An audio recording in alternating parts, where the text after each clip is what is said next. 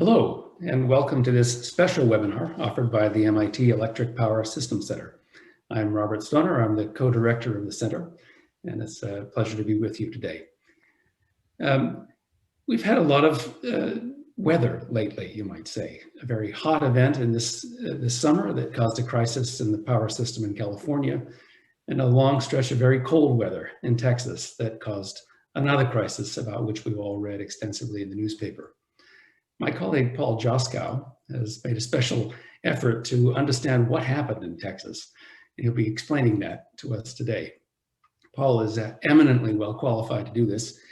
He's a professor emeritus of economics at MIT and the president emeritus of the Sloan Foundation, and formerly the chairman of the Department of Economics at MIT as well. Perhaps more relevant, for today's purposes, Paul's also one of the early thinkers about electricity markets and the co-author of an influential and very stylish book that I like to refer to, Markets or Power, which he wrote with Dick Schmalensee in the early 1980s. Paul, it's a pleasure to have you here, and I look forward to hearing from you. We'll be taking questions because we have a large number of people signing on. I'd ask that you type those questions into the Q&A. And I'll keep an eye on it and try to interpret them at the end of the session. Hope to have at least 20 minutes for questions. Thanks very much, and over to you, Paul. Thanks, Rob, and good morning, everybody. Let me get right into it. Here's an outline. I'm going to give some background on ERCOT for the people listening in who don't know much about ERCOT. I'll talk about what happened, and also some ideas for what's next, if anything. Let me just make two preliminary comments. First of all, the evidence we have about what happened is still incomplete. It's being studied. Everyone on Earth seems to be studying it. ERCOT released some very useful information on Monday, which I've tried to incorporate here. But there are still a number of things that we don't know, and some things we may never know. Second of all, we're going to be talking about a generation deficiency that led to blackouts. In that sense, it's similar to what happened in California in the summer, except that's where the similarity ends, that there were blackouts. They're really quite different.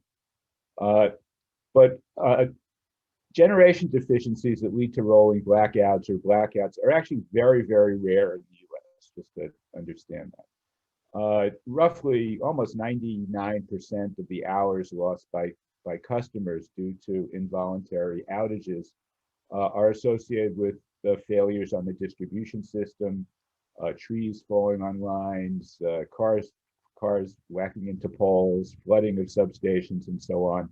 And also on the transmission system, much less frequently, but often associated with large storms that take out large portions of the network. Generation deficiencies leading to rolling blackouts account for maybe 1 to 2% of the hours lost in a particular year. And that's by design, because the systems are planned to have a very, very small loss of load probabilities. And when involuntary blackouts occur, they're typically of short duration, a few hours, and typically not very deep into the system, less than 5% of load, which allows it to be rolled around the network so that people are not individually out for too long. So ERCOT, here's ERCOT down here. ERCOT is the Electric Reliability Council of Texas. It is the electric power system, the bulk power system operator and wholesale market operator in Texas. It covers about 90% of Texas. There are portions of Texas that are in the Southwest Power Pool and the Midwest ISO. And then there's a tiny piece of El Paso Electric Power, the city of El Paso, that's also in Texas, but not part of ERCOT. ERCOT is somewhat unusual in that it's largely isolated from the rest of the United States. There are small DC interconnections to the Southwest Power Pool, about 800 megawatts, and a few hundred megawatts to northern Mexico, which is typically exporting rather than importing. And so this is a system that has a peak load a summer peak load of roughly 75,000 megawatts. So it's very, very tiny interconnections with other areas. And you can compare this with California, which the state, including both what's in the ISO and outside, has a peak load of maybe 60 to 65,000 megawatts, but it has about 20,000 megawatts of interconnections with the Southwest and with the Northwest. And one of the questions I'll address towards the end is, with this problem, the problem we're going to discuss had been fixed if the interconnections were much larger. And there are historical political reasons for this separation between Texas, between ERCOT and the rest of the United States. Just for those of you who aren't familiar with Texas, most of the people are out here. So there's the population density, the big cities are there, Houston, Dallas, Fort Worth, and so on. The wind tends to be up here. There's also some good wind down here. And then there's oil and gas all over the place, but especially out here, it's the Permian Basin where there is substantial activity. ERCOT has a very diversified system. It has a lot of gas-fired capacity and some coal capacity. It's got 4 nuclear units and 2 plants and a lot of wind. And that's what it's known for, is the relatively large capacity of wind generation in the state. And then solar is quite small now, but it's growing rapidly. Texas has excellent solar resources in terms of irradiation, cloud cover, and so on. So there's likely to be further expansion of both solar and wind going down the road. Again, as I said, this is a summer peaking company. What we're going to talk about happened in the winter. It's a peak load of about 75,000 megawatts, as you can see normally in August. It's a natural gas dominated system with a high quantity of natural gas. Wind is second. It has more renewable energy than any other state. California is very close. And as I said, rather than being solar dominated like California, it's wind dominated. Okay, the institutional framework in Texas, ERCOT is an independent system operator, a single state independent system operator. It has an independent board, and it's regulated by the Texas Public Utilities Commission. It manages a day-ahead and real-time markets for energy and ancillary services. It uses the standard short-term market design, security-constrained bid-based dispatch for day-ahead and real-time quantities and prices. It's responsible for transmission planning, reliability assessments. As I indicated, has very limited interconnections with other supply areas in the U.S. And that limits federal regulatory authority by keeping Texas electrons from commingling with electrons from the rest of the U.S. In terms of resource adequacy, like how much generation and demand response you have, it is quite different from other areas. The basic market design is the same, but the resource adequacy obligations are quite different. In other areas, capacity or reserve margin obligations are either assigned to the load-serving entities, as in California, or to the ISO, which develops an installed capacity requirement and uses a capacity market to allocate and price commitments, as in New England and PJM. ERCOT has no capacity obligations or capacity markets as in other areas. It relies instead on scarcity pricing, the favorite mechanism of economists. Scarcity pricing in the energy market during tight supply circumstances. Generators, retail suppliers, and financial firms can make forward commitments and hedge market risk, including scarcity pricing risk. And they do so, but I think it had some, as I'll discuss, some unusual implications in this particular circumstances. Instead of relying on capacity obligations and capacity markets, the ERCOT has established administratively what's called an operating reserve demand curve, or ORDC, and it determines price adders during tight supply situations. And the price cap during those circumstances is $9,000 a megawatt hour. And supposedly that's equal to the value of lost load. That's a subject maybe for another time. What is the value of lost load? Who knows? And compared to other ISOs, so in New England, for example, the de facto de facto price cap's about $2,000 a megawatt hour. And this summer in California, it was $1,000 a megawatt hour. Under the FERC rules, under Order 831, the basic price cap can be up to 2,000, and then there's a kind of a residual price cap up to 2,500, so it's much lower. All this being said, the analysis underlying the ORDC in terms of loss of load probabilities, duration of lost load, volatility in demand, and volatility in supply are not that different from the analysis that goes into determining the installed capacity requirement in systems that rely on capacity markets. Retail supply competition was aggressively promoted in California. In Texas, it's virtually universal, except for some municipal and cooperative utilities like the city of Austin. It does not have the kind of aggressive decarbonization policy that California has, and pushing the system down to introduce increasing capacity from wind and solar has not been a priority there. So here's what the ORDC looks like. And the way this is supposed to work in a system is you schedule generation to meet load plus operating reserves. And the operating reserves are there to secure the system against unexpected changes in demand and supply. And as the system operates during the day, the system operator tries to maintain the operating reserve requirements at something like 7% of load, roughly. It's a more complicated calculation. When a generation deficiency begins to emerge and the operating reserves begin to decline because they can't be replaced, so moving along here, in Texas, the prices rise. It's a price adder that's added to the locational marginal prices in the system, and the price cap here is now $9,000 a megawatt hour.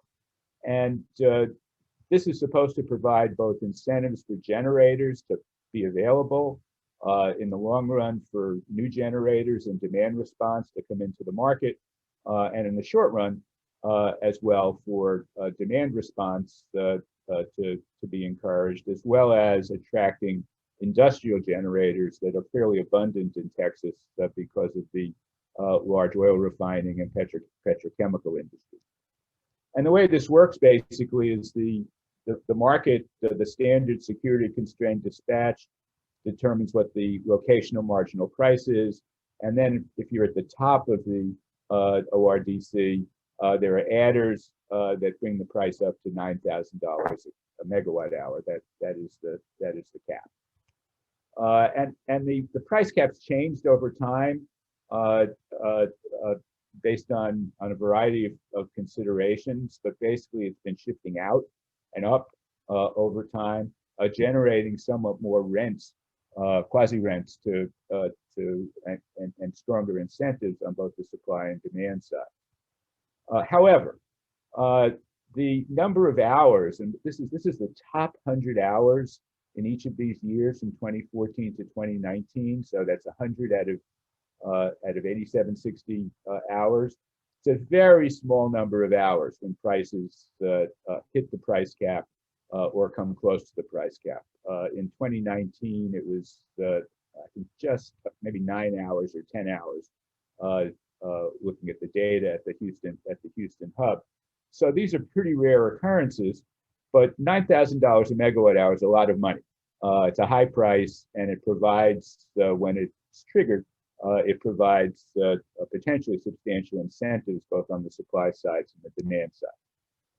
Now, the way this is supposed to work, and I'm using here a picture from New England.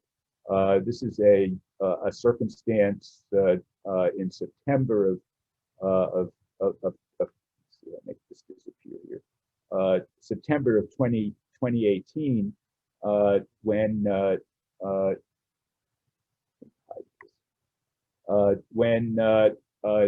was a very hot day. The ISO underpredicted demand, they underscheduled generation, Because it was hot, some generators went out, and the peak in New England in the summer is late in the afternoon. And you can see what's happening here is there's a whole series of protocols one typically goes through as an operating reserve deficiency is emerging and the prospect of rolling blackouts is emerging. And this includes notifications of the distribution companies. It includes efforts to bring transmission and generation resources that are out for maintenance back online quickly. It includes voltage reductions. It includes emergency acquisitions of power from neighboring control areas. And ultimately, if the generation deficiency is not resolved completely, as it appears it wasn't up here, there would be rolling blackouts. And the way those work is the ISO tells the distribution companies and allocates to them an amount of load that they have to shed around their system, and there are protocols for that as well, although they're not very transparent. In this particular case, there were no rolling blackouts because the ISO was able to purchase emergency power at who knows what price outside the ordinary organized market from New York and New Brunswick, and there were no blackouts that day. So it kind of worked really nicely, and the prices went up to the price cap, about $2,500 in this case in ISO New England. And that's kind of the way most of these generation deficiency situations are resolved, either with bringing more emergency power in, voluntary load reductions, or a short period of modest rolling blackout. So what happened in ERCOT on February 14th to 19th, 2021? And I want to remind you, this was the winter, but this is a summer peaking company. It was extremely cold. There was rain, ice, snow affecting Texas and adjacent areas. There's quite a bit of weather-sensitive electricity demand, electric heat in Texas, and that increased significantly because of the cold weather. And as a result, demand increased to levels well beyond what was included in the worst-case reliability assessment. So ERCOT, as the other ISOs and balancing authorities in the U.S., submit to the North American Electric Reliability Corporation reliability assessments twice a year, and then short-term reliability assessments, and then long-term reliability assessments. And ERCOT did that as appropriate. They had several different scenarios. They had an extreme weather case that had a peak load of roughly 67,000 megawatts, but the actual load was quite a bit higher than that. It was 77,000 megawatts. So that's estimated because there were blackouts. So we don't know exactly what it would have been. Weather-sensitive natural gas demand also increased significantly, and that has two potential impacts. One is when you heat your home with natural gas, you still need electricity to run the blower or the pumps. And it also can put stress on the natural gas system in terms of natural gas pipeline capacity and the capacity of delivered natural gas. This kind of cold wave has some similarities to what happened in 2011 when they blacked out the Super Bowl. So it was memorable, but this was much more extreme, widespread, and long-lasting. And there were many failures on the supply side, primarily due to weather. So many generators, gas, coal, nuclear, wind, broke down or froze as valves, pipes, control mechanisms, turbines, et cetera, were affected by the cold and froze. There were some gas supply curtailments. I think this is an area where there's still uncertainty as to exactly what went on the gas system, but it had some effect on the ability of generators to run. There were almost no effects on the transmission system, which is kind of surprising with weather like this, but that seems to be the case.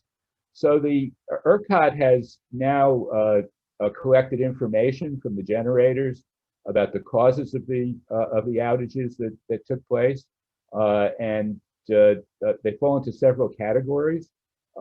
First of all, there were generators who were just out because it was the winter. They were out for maintenance. They were mothballed for the season because typically you don't get a big peak demand in in the winter. So they were planned outages. There were some fuel limitations. There were weather-related outages of generating plants.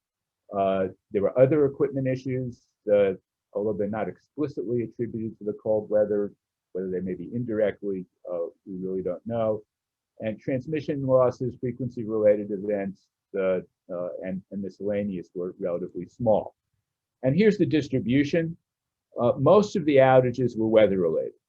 So roughly half, maybe a little over half, were weather-related. The second most significant unplanned outage was due to limitations on fuel, primarily on the natural gas system. We know relatively little about exactly what happened, but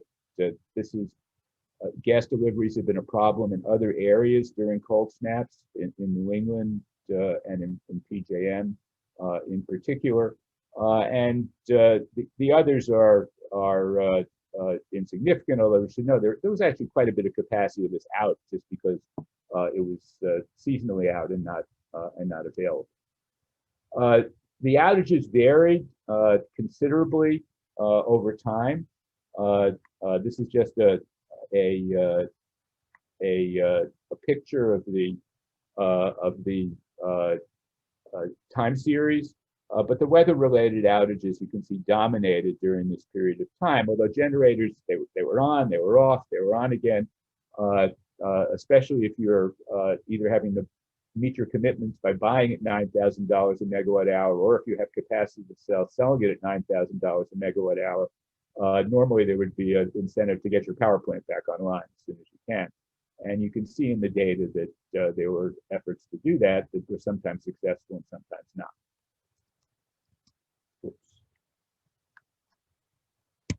Okay, so the outages of generating plants plus the extreme demand led to significant operating reserve deficiencies starting at about 1 a.m. in the morning on February 15th. The operating reserve deficiencies led to a drop in the network frequency below eventually below the minimum standards for frequency. And in response, the system operator, ERCOT, began to shed load in voluntary outages. First, roughly 10,000 megawatts, and then 20,000 megawatts so later in the day. So it was a significant amount of load. Indeed, the load shed was large enough that it was not so easy to roll it through the system. That is, you're out for an hour, and then another area of the state's out for an hour, and a third area is out for an hour. Here, there were some customers who were out for as much as 70 hours, and that's kind of a long time to be out if you're relying on electricity for lighting and heating and in your business for business activities. The CEO, or the former CEO of ERCOT, has said the system was very close to a complete network collapse on February 15th as the frequency dropped below the criterion. He said they were 4 minutes from a network collapse. And a network collapse is bad. Not only do all the lights go out, but restarting the system can take a significant amount of time using black start capability and other capabilities to bring the system back up. You can't just turn it on like a light bulb. The blackouts continued into early February 19th. About 4 million households and businesses lost power. That's households and businesses. The number of people is significantly larger than that. There are various estimates of fatalities from hypothermia. I'm not sure how much faith to put in them, but they vary from 50 to 150. Clean water supplies and other applications that relied on electricity for pumping services were disrupted. There was a loss in economic activity over 4 days, and here again, the estimates vary, $200 to $300 billion.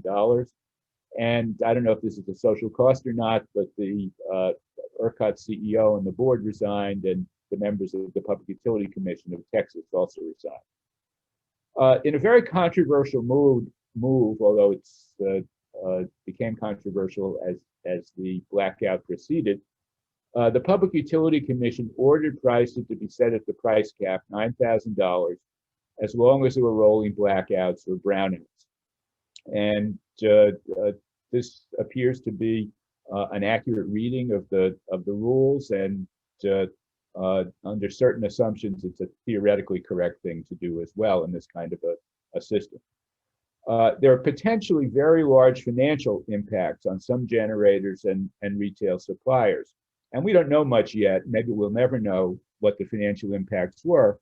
But if I can just give you some examples. First of all, most customers, most residential, commercial, and small industrial customers were not impacted by the higher prices. They may have been impacted by the outages, but they were not impacted by the higher prices because they had standard fixed price contracts with their electricity suppliers. However, just to give an example, if your company is a vertically integrated retail supplier with generating capacity, and you've signed contracts with customers to supply them at a fixed price, and backed it up with your own generation, so that you're fully hedged to meet the load. If your generators go down, you've got to buy it out of the real-time market, in this case at $9,000 a megawatt hour, and that's kind of expensive. On the other hand, if your customers are blacked out, it's actually a pretty good day for you, because then you may have, if your generators are still running, you may have excess capacity that you can sell into the wholesale market at $9,000 a megawatt hour. So the financial impacts are still emerging. There have been some bankruptcy filings, and the ISO ERCOT has had difficulty collecting billions of dollars in bills from customers who don't have the resources to pay them. Okay, this is just a picture of what I just discussed over this period of time. Here are the rolling blackouts. You can see the loss in capacity. You can see this was the worst case scenario, and this was the estimated peak demand, about 10,000 megawatts more. Here's the temperature. Doesn't usually get this cold in most of Texas, and that's kind of the story of exactly what happened, and was something that was entirely unexpected. If you're the system operator, you're looking at the system frequency, and the system frequency is 60 hertz, and it's supposed to stay at 60 hertz with very, very small deviations around it. If it deviates too much in the US, there are automatic frequency relays that will trip off generators and will trip off some demand. And as you can see here, the frequency dropped here below 60. Due to generation outages.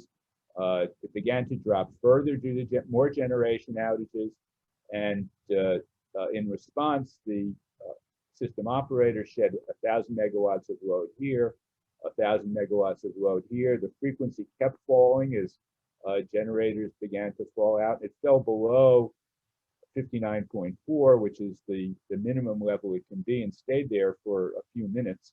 And the ISO ERCOT shed more load until it could get the frequency back up to 60.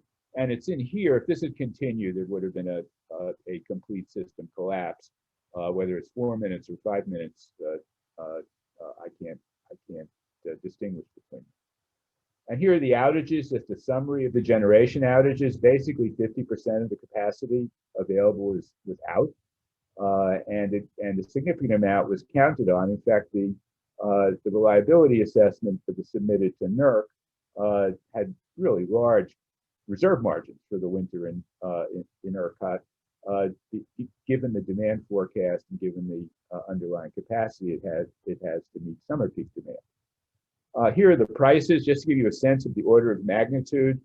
During this period of time, the average real-time and day-ahead price was roughly $6,500 a megawatt hour. They fluctuated some. Here's where the real-time price had to be stuck at $9,000. And normally at this time of year, with gas prices where they are, it would have been about $20 a megawatt hour. So it's really quite a significant price jump that occurred as a result of scarcity prices. So as with all blackouts, they're followed by what I'll call a blame game. and I'd like to conclude with some observations on that. First of all, this was a very bad failure of the electric power system, and it exceeded all market design parameters.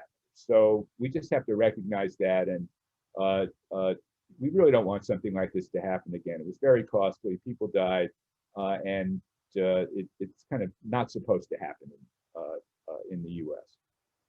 So initially, some well-known media reported the problem here was all that intermittent wind and solar that had entered the market in ERCOT, and this just wasn't the problem. It was the unplanned outages of fossil and a limited amount of nuclear generation that was much more important. There were some unplanned outages of wind, but winter reliability assessments assumed only about 6 gigawatts out of about 28,000, 6 gigawatts out of about 28 gigawatts would have been available to meet peak demand anyway, reflecting the intermittent character of the wind. So here are the outages. This is the gas capacity. This is the estimate of the wind. I think this is a little unfair.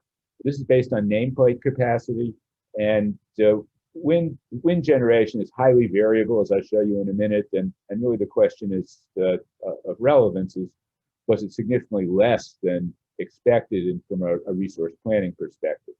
Here's the coal capacity that was out. Here's the one nuclear unit that went out for a couple of days and then came back online. So let's just look again at the wind. This is wind generation and solar generation. There's not much solar in ERCOT at the moment.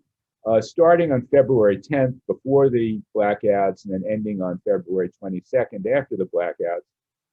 And it's highly variable. And before there was the blackouts, it bounced up and down between 2 and 9,000 megawatts. Afterwards, it went all the way up to 17,000 megawatts.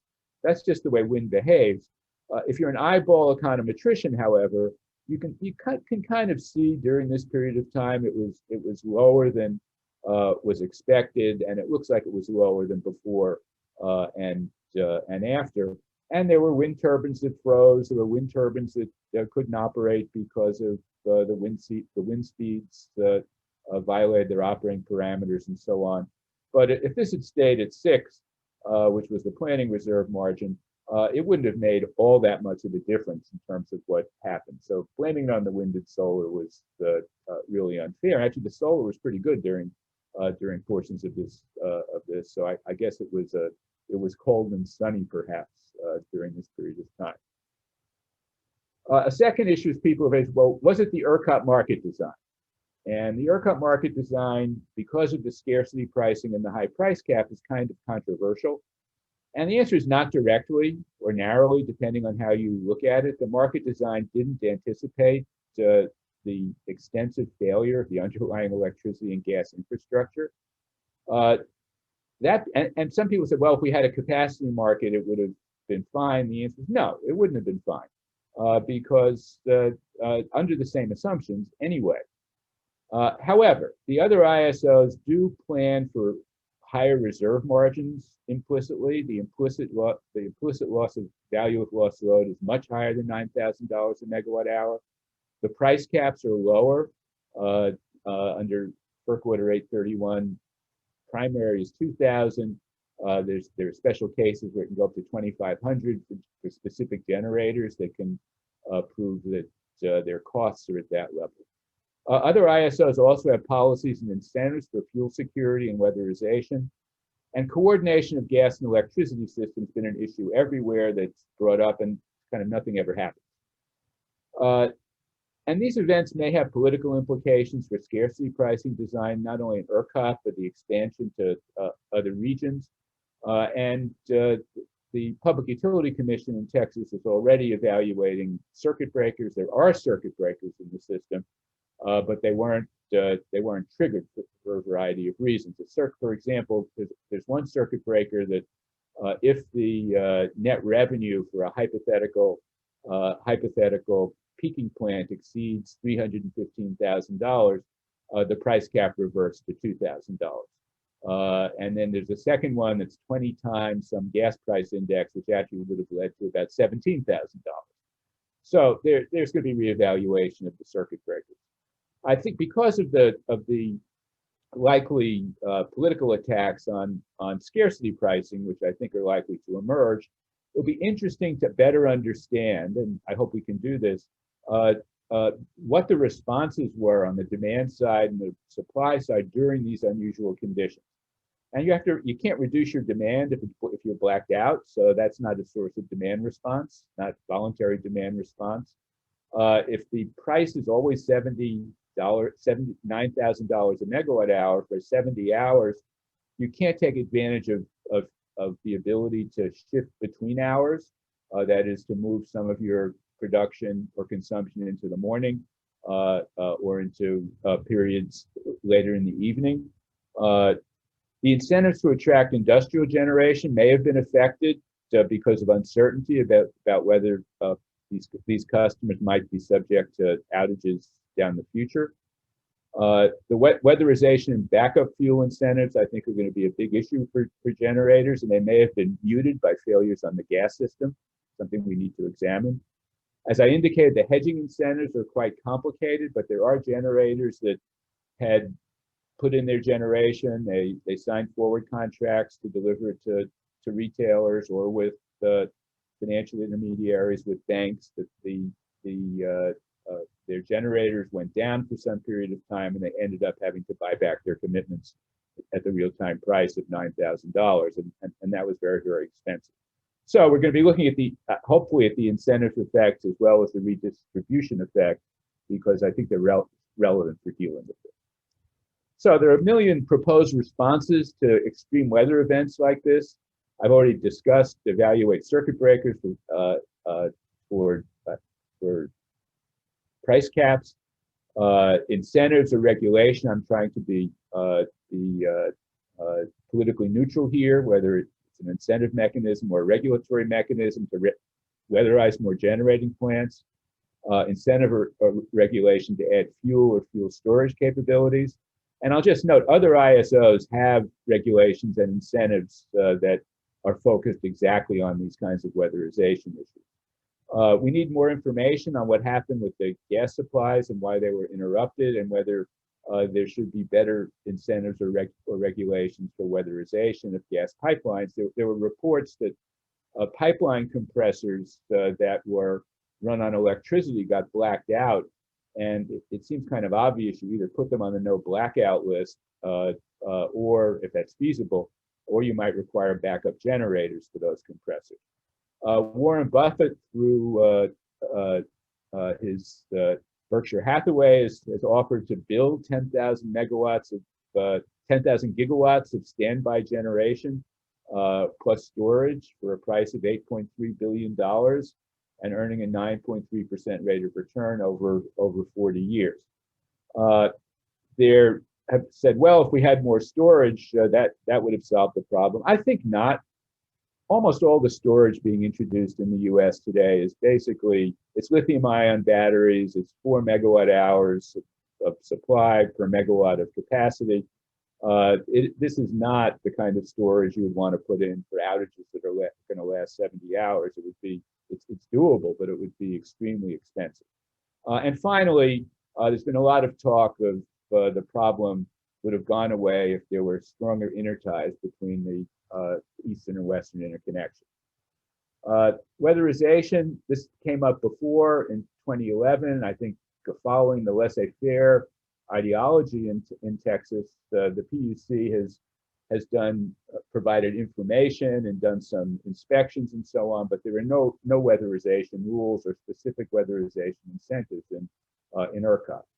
And this is a power plant. This is a natural gas-fired combined cycle in ERCOT. And you can see everything's outside. And years ago, when I worked on power plant economics, and the Federal Power Commission used to collect the data on it, they would note indoor construction, semi-outdoor, outdoor. And in the South, a lot of the plants historically are outdoors, and as a result of that, without additional efforts to bring heat into the system, you can get freezing on very, very cold days. That's just another picture of another plant. You can see everything's outside, including a lot of pipes that can freeze. And here's a power plant in Massachusetts. So this is a combined cycle. It's in southern Massachusetts on the Fore River. You can see it's all inside. And this is typical, going back a long way for power plants in the Northeast, reflecting weather conditions. And it's also dual fuel. So it has backup diesel that it can use to run its system for typically for 48 hours, sometimes longer, but the fuel can be replaced, and it can provide substantial backups when the natural gas system has problems delivering natural gas. And this is just another example from ISO New England.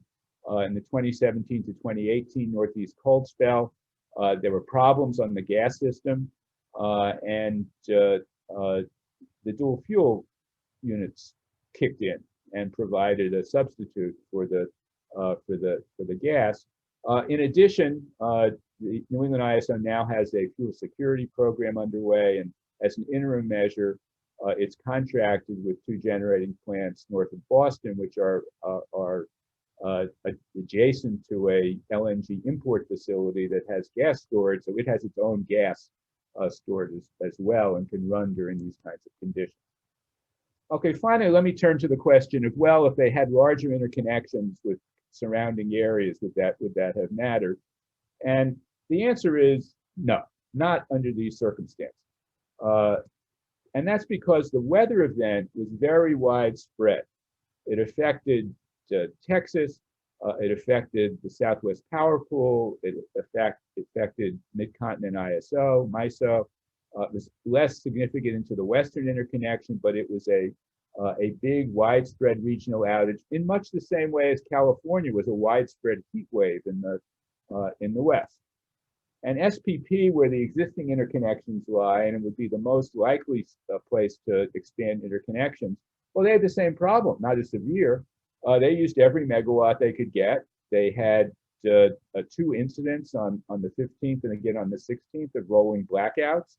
They were within the traditional range of a modest amount of load that had to be shed, and which could, for a relatively short amount of time, an hour on one day and 3.5 hours on the next day, and a relatively small amount of load that could be exploited, that could be rolled around the system, so that the pain was not as severe as it would be if you were out for many hours. Then, of course, there's the West. And as I started at the beginning, and I'll conclude with this, there is an interconnection between Texas, not between ERCOT, between Texas and the Western system. And this is El Paso Electric Power. It's a vertically integrated utility.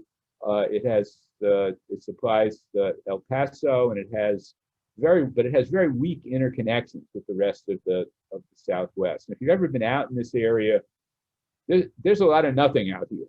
There are no power plants. There's not much in the way of transmission lines. There's a lot of nothing. Here's the Sloan Digital Sky Survey. We had a telescope there overlooking the place where the first atomic bomb was tested. So this El Paso is kind of at the end of the line down here from the Western interconnection. The closest significant amounts of generation are up here at Four Corners and in Arizona. To be able to access significant amounts of power from the Western interconnection, it would first require substantial transmission upgrades through New Mexico at the very least, but also within Texas. And what the cost of that would be are worth investigating, but of course, it's not going to happen overnight. And this would require relatively deep investments in the transmission network and better integration of the markets than we've seen so far to have made a difference on this step. And I'll conclude on that with just the observation that I think when we talk about and we analyze competitive markets, there's an assumption that the underlying infrastructure, the transmission infrastructure, the power plant infrastructure, the fuel supply infrastructure, it's going to work, except with small deviations from expectations. When there's really a collapse of the infrastructure, a lot of the assumptions we have that go into this analysis, which tend to focus on marginal changes, we're getting deep into inframarginal changes that we really haven't yet taken into careful consideration in terms of how we ensure that we have an infrastructure that actually works. And I will stop on that. Thank you. There are a couple of questions starting to come in the Q&A, and they're good ones. One of them is very much like the question I wanted to ask, and it relates to, in this case, in this question, the broad electrification of heat, but I was thinking more of the broad electrification of everything, which is much in the political mind these days as we talk about decarbonization, adding a lot of renewables to the electricity system and trying to electrify as many things as we can, including heat. And the question is, what does that mean for market design and practice? We're exposed to a whole new set of risks at a much larger scale. Can we design our way out of that? Well, that's a complicated question. Obviously, we can design our way out of it, but it's going to require some changes in the way we evaluate resource availability, the way we evaluate demand and demand fluctuations, which especially when households are introduced, become much more weather sensitive demand. I think we're going to have to try to exploit demand flexibility much more if we can. And we are going to have to worry about things like weatherization and keeping the infrastructure up. Otherwise, you'd have to build a tremendous amount of reserve capacity, a la Warren Buffett, to be available for what could be a very small number of times over a 10-year period. So this is something everyone's working on. I mean, there are a whole lot of issues on the supply side with intermittent generation, on the demand side with electrification, and I think there are market design challenges, but they're being worked on. And I'll just add, as I discussed that when we talked about the California blackouts, the whole question of how you evaluate resources from a security of supply perspective is changing because of intermittency. So, for example, in California, which is solar dominated, adding solar generation doesn't help you on the reliability front. There's plenty of generation in the middle of the day.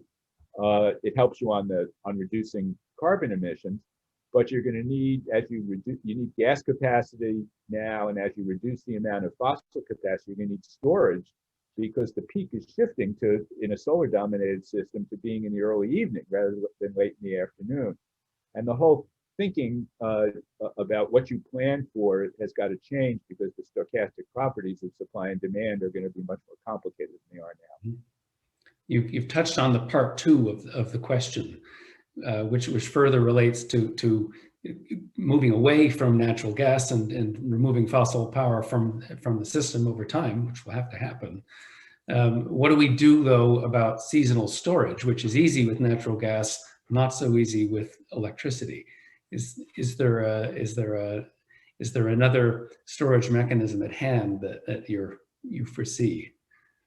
Well, I don't know if it's seasonal storage, but I'll make two observations. First of all, a little bit of dispatchable generation is very valuable on a deeply decarbonized system that depends on wind and solar, because it can capture these longer periods of time.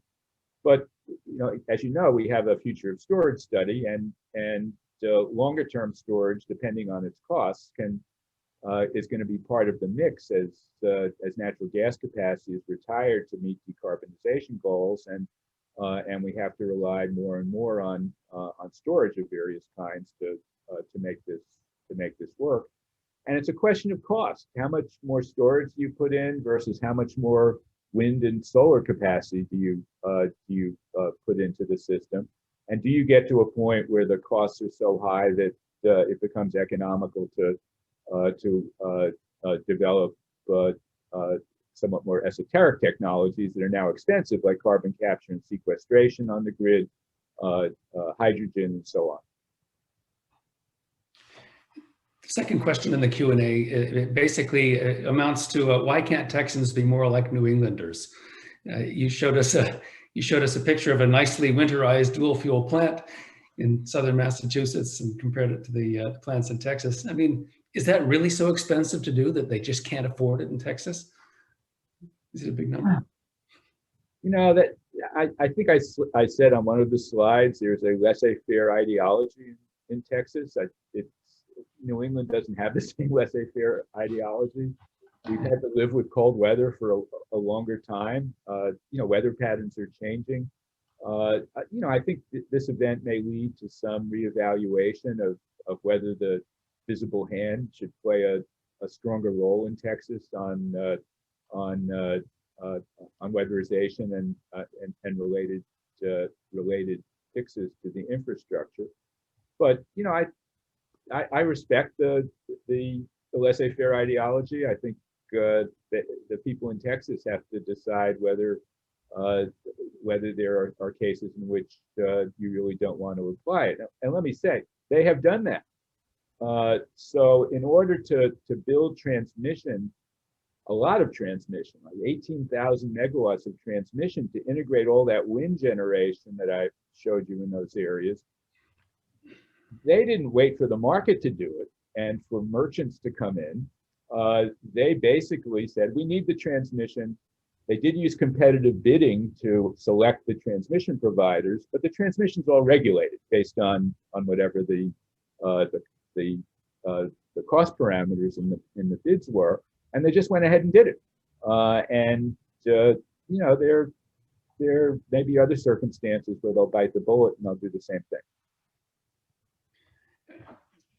All of this damage, I think, if I'm right, has led to a certain amount of the federal government having to step in and bail the Texans out. Housing damage, increased payments for food stamps and so on for people who become homeless or otherwise lost their ability to feed themselves. So there's a cost of Texas laissez-faire to the rest of the country. Are they going to be forced to spruce up their act or modify their markets or introduce capacity markets in some way in order to receive that bailout?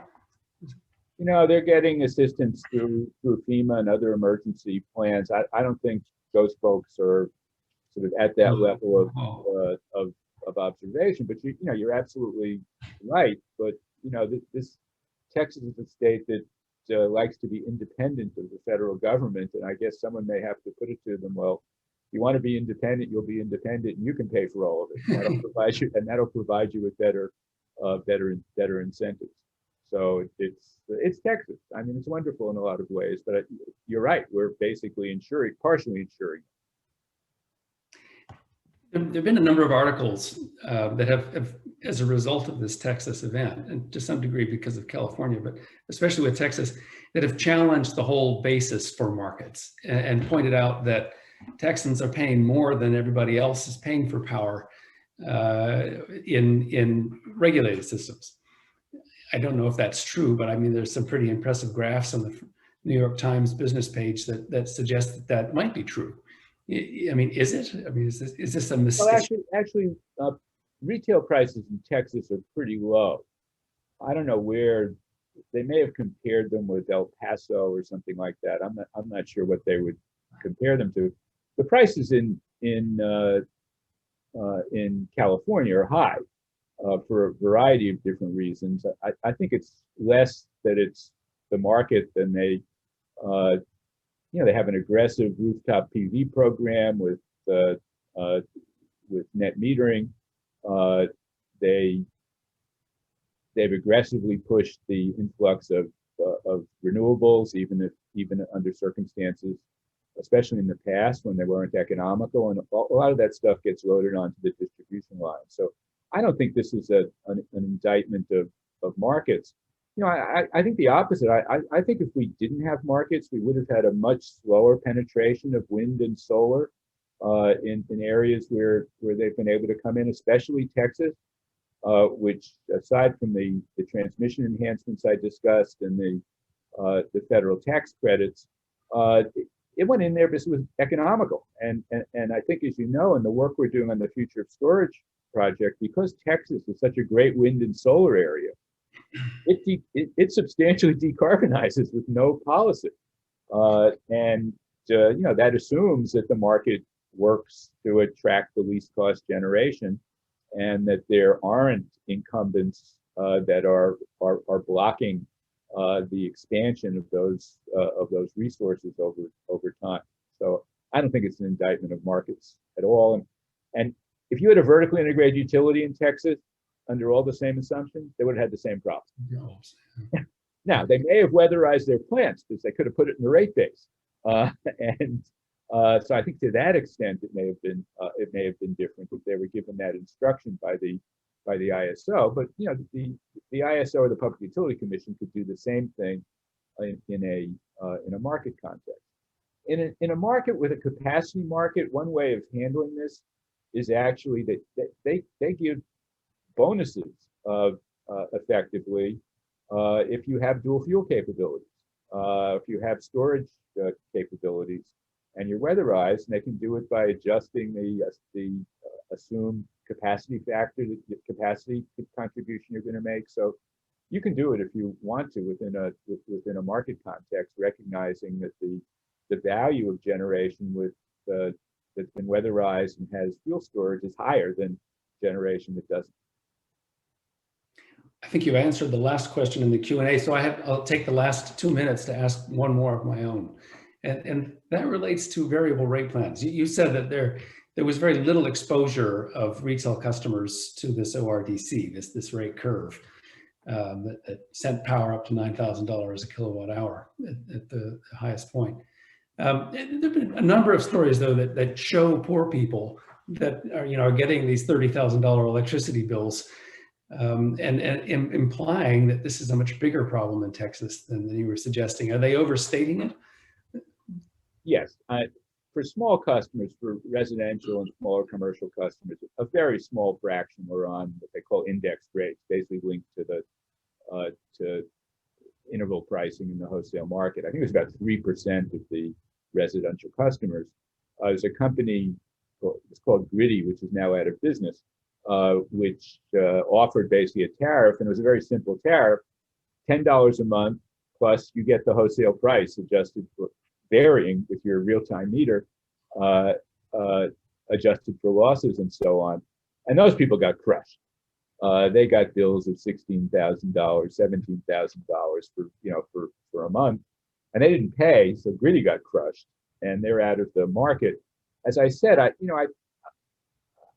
think this requires some rethinking. I mean, there's a lot of interest, especially as we move to deeper decarbonization and more reliance on storage and dealing with intermittency, to have prices that vary. I mean, we get scenarios where the price is zero during the day on some days, and gets very high in the early evening, where you'd like to give an incentive to, for example, to people with electric vehicles to charge their vehicles when the prices are low, not when the prices are high. However, I think we need to give greater thought to the income distribution aspects of these tariffs. And I think that's an interesting area for research. I think there are other ways of doing this. And I think economists probably have to stop ignoring the potential distributive impacts, and not just focusing on the incentive impact. So I think selling scarcity pricing of this magnitude and real-time tariffs especially for smaller customers, residential, commercial, is going to be a tough sell right now. Yeah. And it's at least outside of Texas. And I think we need to think through how we can get the right incentives there without crushing people under these kinds of conditions. We've reached the end of our hour. I know there's another question which I'll pass along to you, but yet another is, will your slides be made available? Yes, I want to go through them to make sure I've sourced everything properly, and I'll create a PDF and send it to you. Okay, and I believe we'll post them on the EPS, that's the Electric Power Systems website within Mighty, and you should be able to download them. Am I right on that, Rob? Yes, yes. Okay, great. Well, thank you again, Paul. This was really interesting. Let's hope it doesn't happen again anytime soon. There's been pluses and minuses this year. There was the virus, but then there were 2 good blackouts to study. So power systems, that was a plus. Thanks a lot for having me. Thank you. See you. Bye, everyone. Bye-bye, everyone.